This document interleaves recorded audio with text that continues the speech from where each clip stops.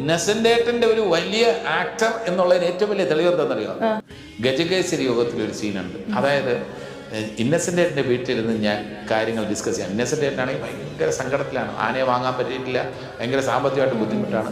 അപ്പോൾ അതിന്റെ കാര്യം പറഞ്ഞുകൊണ്ടിരിക്കുമ്പോൾ ഞാൻ ഒരു കുസൃതി പോലെ റിയൽ ഷോട്ടിൽ നടക്കാൻ, ഇത് പ്ലാൻ ചെയ്തതൊന്നുമല്ല, ഞാൻ ഇന്നസെന്റ് ഏട്ടൻ പറയുന്ന അനുസരിച്ച് ഞാൻ ഇങ്ങനെ ഒരു ചെടിയിൽ, ഇങ്ങനെ അവിടെ നടുവിലൊരു ചെടിയിലുണ്ട്, ഈ ചെടിയിൽ ഞാൻ ഇങ്ങനെ കേട്ടോണ്ടിരിക്കുന്നു, ഇങ്ങനെ പിടിച്ചോണ്ടിരുന്നിട്ട് ഒരു സ്റ്റേജിൽ എത്തുമ്പോൾ ഈ ചെടി എൻ്റെ കയ്യിൽ വന്നു. അത് മൂടോടുകൂടി എൻ്റെ കയ്യിൽ വന്നു. പിന്നെ എൻ്റെ ശ്രമം മുഴുവൻ ഇന്നസെന്റ് ഏട്ടൻ അറിയാതെ അത് കുഴിച്ചു വെക്കാനുള്ള ശ്രമത്തിലാണ്. ഇന്നസെന്റ് ഏട്ടൻ അറിയാതെ ഞാൻ ഇങ്ങനെ ചെറുതായിട്ട് കുഴിച്ചു വെക്കാൻ ശ്രമിച്ചിട്ട്, ഇത് സംവിധാനം പറഞ്ഞതല്ല, സീനിലുള്ളതുമല്ല, ഞാൻ പതുക്കെ ഇങ്ങനെ കുഴിച്ചു വെക്കും. ഇന്നസെന്റ് ഏട്ടൻ ഇങ്ങനെ കഴിഞ്ഞിട്ട് ഡയലോഗ് തീർന്നതിന് ശേഷം നീ എന്തായി അതും ശ്രദ്ധിച്ചു.